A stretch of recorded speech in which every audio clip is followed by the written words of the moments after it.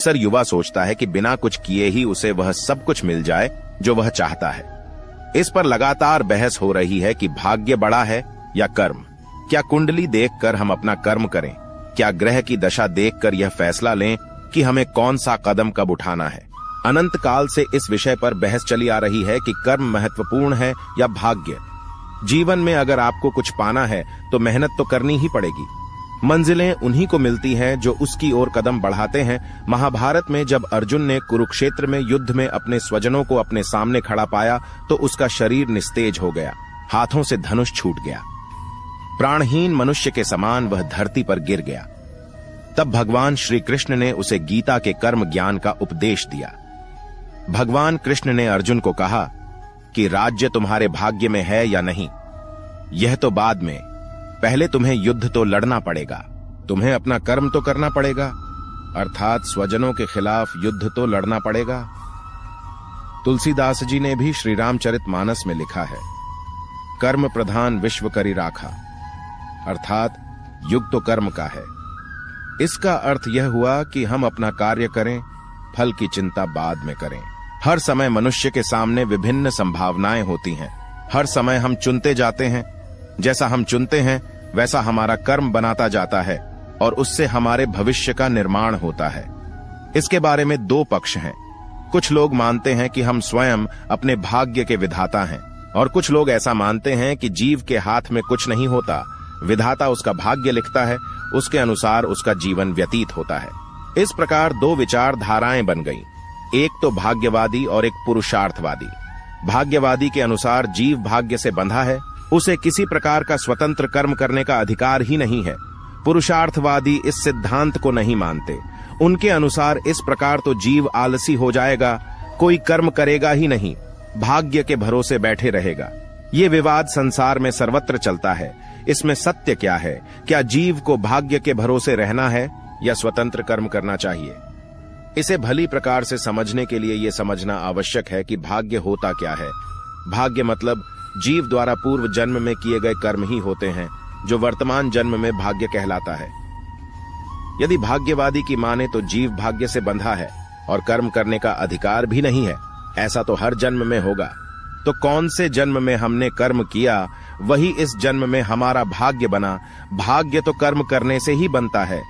किसी न किसी जन्म में पुरुषार्थ तो किया है, यह सिद्ध हो गया, और किसी जन्म में पुरुषार्थ किया तो इस जन्म में क्यों नहीं कर सकते?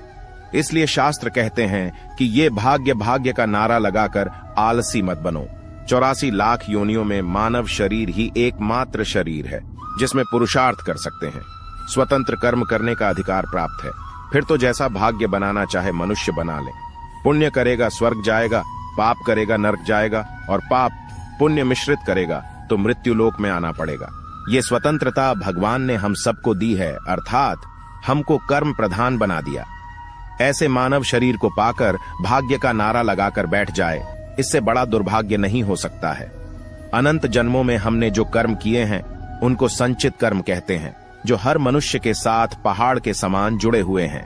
भगवान जब हमको संसार में भेजते हैं तब इन संचित कर्म में से एक भाग इस जन्म में जोड़ देते हैं। जो जीव को इस जन्म में भोगना पड़ता है वह प्रारब्ध कहलाता है, जो जीव को जन्म पर मिल जाता है। प्रारब्ध निश्चित होता है जिसको बदल नहीं सकते हैं। वर्तमान में सदा कर्म करने की स्वतंत्रता रहती है, जिसे क्रियमान कर्म कहते हैं। इसका अर्थ यह हुआ कि अपनी स्वेच्छा से किया कर्म क्रियमान कर्म कहलाता है। भाग्य तो निर्धारित था, साथ में क्रियमान कर्म जुड़ता जाता है। उदाहरण से समझें, जैसे किसी के भाग्य में लिखा था कि उसकी लॉटरी खुलेगी और वह करोड़पति बन जाएगा, और वह बना भी। लेकिन उसके बाद वह व्यक्ति चाहे तो 1 करोड़ रुपए का सदुपयोग करके 10 करोड़ बना ले, या भगवत क्षेत्र में दान करें, या बुरी संगत में पड़कर गंवा दे। यह उसका क्रियमान कर्म कहलाएगा, जिसको करने में वह स्वतंत्र है। इस प्रकार 3 प्रकार के कर्म हो गए। नंबर 1 संचित कर्म, नंबर 2 प्रारब्ध, और नंबर 3 क्रियमान कर्म। क्रियमान कर्म सबसे अधिक महत्वपूर्ण है। हमारे शास्त्र कहते हैं कि क्रियमान को सुधारो, प्रारब्ध की चिंता मत करो, वो तो आता जाता रहेगा। जैसे साइकिल चलाते वक्त सामने पहाड़ी आ जाए तो अधिक परिश्रम कर साइकिल चलाना होगा, किंतु चढ़ाई सदा नहीं रहती, चढ़ाई के बाद उतराई आ जाती है। उतराई भी सदा नहीं रहती, फिर समतल आ जाता है। उसी प्रकार जीवन में कभी कठिन प्रारब्ध आ जाता है, तब जीवन कठिन हो जाता है। तब मनुष्य को वहां रुकना नहीं है, वरना और अधिक परिश्रम करना है। चढ़ाई के बाद उतराई आना ही है और जीवन सरल हो जाता है, यानी अब अच्छा भाग्य आ गया। तात्पर्य यह कि भाग्य आता जाता रहेगा, उसकी चिंता नहीं करना है और उसको जानने का प्रयत्न भी नहीं करना है। यदि जाना कि भाग्य बढ़िया है तो आलसी हो गए, यदि जाना कि भाग्य खराब है तो चिंता लग जाएगी।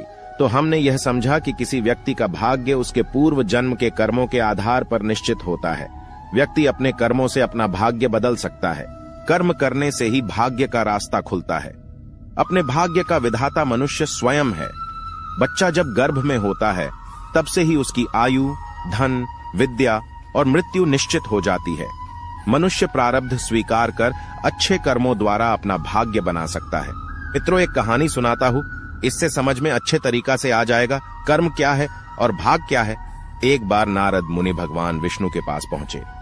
हमेशा की तरह उन्होंने शिकायत करते हुए भगवान से कहा कि आपकी बनाई इस धरती पर आप ही का प्रभाव कम हो रहा है।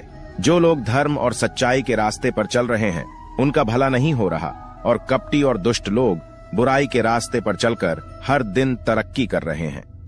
विष्णु भगवान मुस्कुराए और बोले कि जो हो रहा है वह सब नियति है। नारद जी फिर भी नहीं माने और बहस करने लग गए कि मैं पृथ्वी पर सारा मंजर देख कर आया हूं। भगवान बोले, अच्छा ठीक है, कोई ऐसी घटना बताओ जिससे तुम्हारी बात सिद्ध होती हो। नारद मुनि ने फौरन जवाब दिया, अभी मैं जंगल से आ रहा हूं, वहां एक गाय दलदल में फंस गई थी, लेकिन उसे बचाने वाला कोई भी न था। तभी एक चोर वहां से गुजरा और गाय को फंसा देखकर उसको सहारा बनाकर दलदल पार कर निकल गया।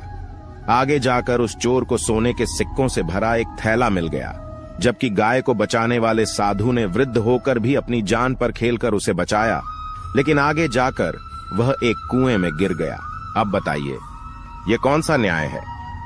भगवान विष्णु ने नारद जी की पूरी बात सुनने के बाद उन्हें बताया कि हे ऋषि नारद, ये सब ठीक हुआ।